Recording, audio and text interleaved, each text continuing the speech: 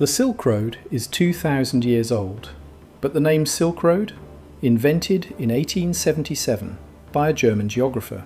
The people who actually walked it never called it that. They didn't even know it had a name.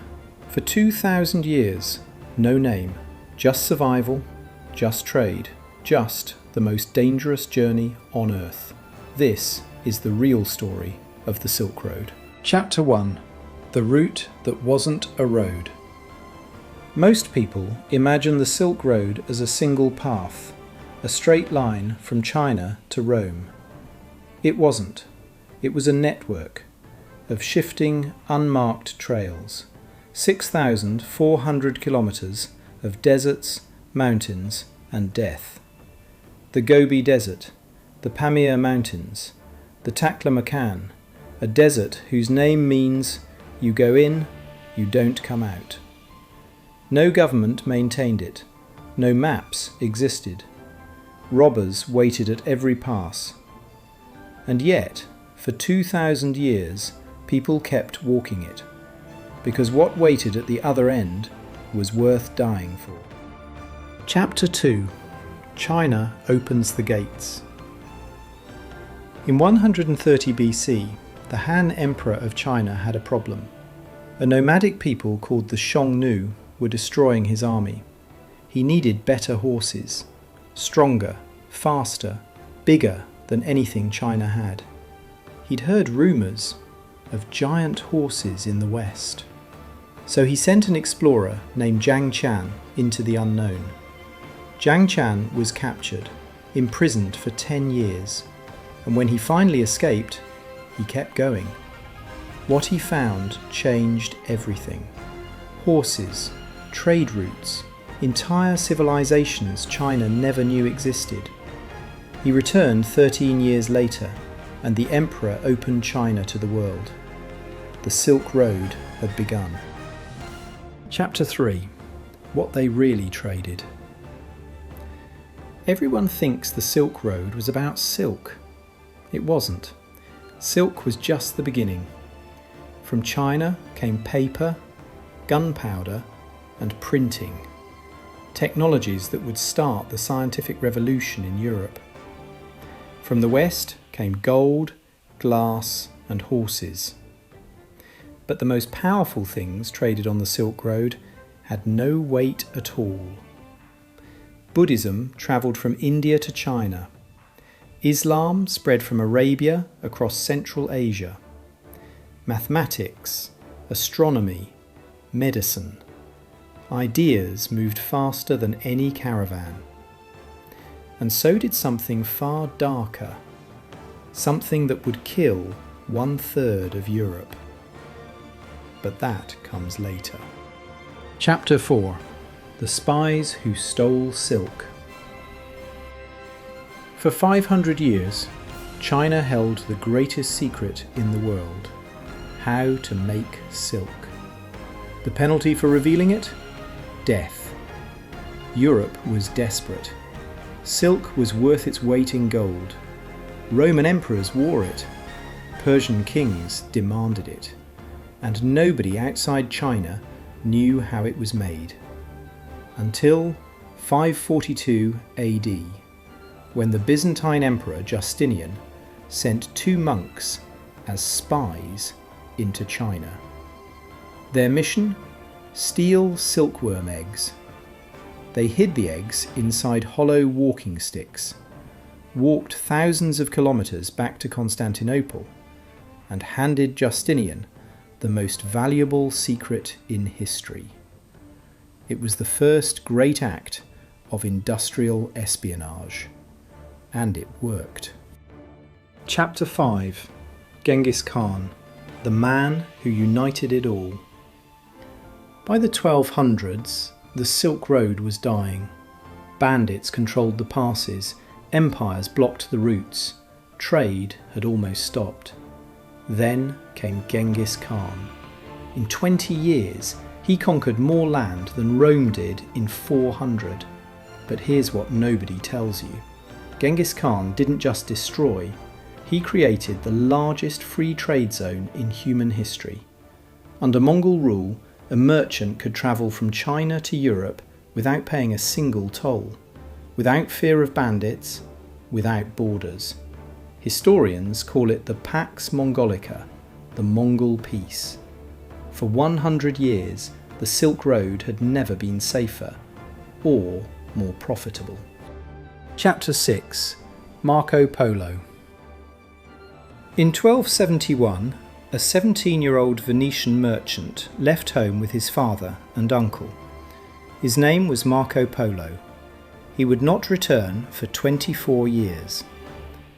Marco Polo travelled the entire Silk Road, through Persia, through the Gobi Desert, all the way to the court of Kublai Khan, grandson of Genghis. He spent 17 years in China, working for the most powerful ruler on earth.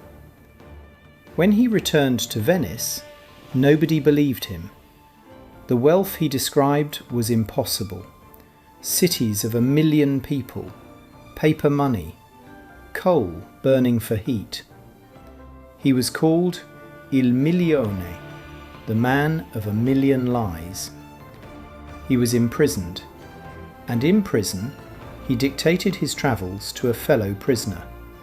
That book would inspire Christopher Columbus, who carried a copy when he sailed west looking for China, and accidentally found America instead. Chapter 7. The Road That Carried Death.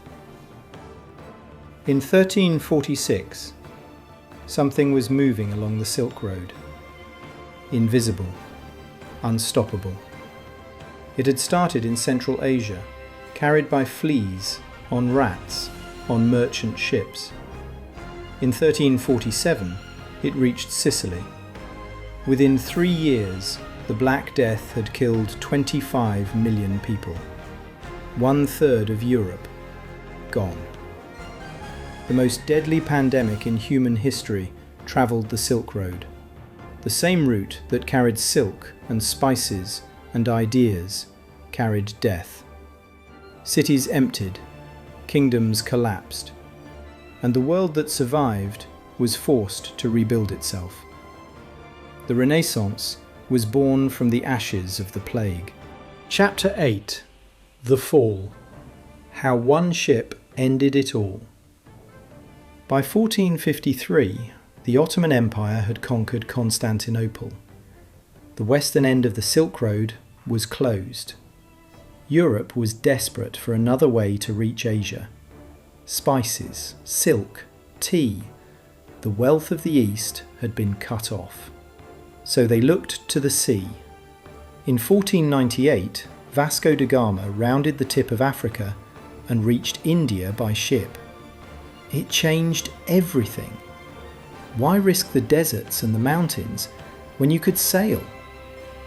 The Silk Road, which had connected the world for 2,000 years, became obsolete almost overnight.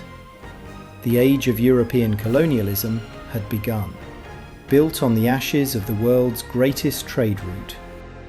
Chapter 9. The New Silk Road. In 2013, Chinese President Xi Jinping announced the Belt and Road Initiative. 140 countries, 2 billion people, trillions of dollars in roads, railways and ports. The same routes, the same logic. Whoever controls the connections between East and West controls the world's economy. The Silk Road never really died, it just changed form. 2,000 years ago, Chinese emperors sent explorers into the unknown. Today, China is doing it again, with concrete and steel instead of camels.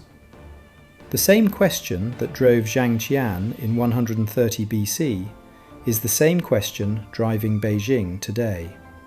Who controls the road controls the world. And right now, that question has never been more important, or more dangerous. The Silk Road was never just a road. It was the nervous system of the ancient world. It carried silk and plague, ideas and death. It built empires and destroyed them. Every civilization that touched it was changed forever. The people who walked it had no name for it, no maps, no guarantees, just the road ahead and the hope of what waited at the other end. 2,000 years later, the same routes, the same power, the same question: who controls the connections, controls the world. And somewhere, right now, someone is walking that road again. What do you think the new Silk Road means for the world today? If this changed how you see history, subscribe to Mythic Whispers.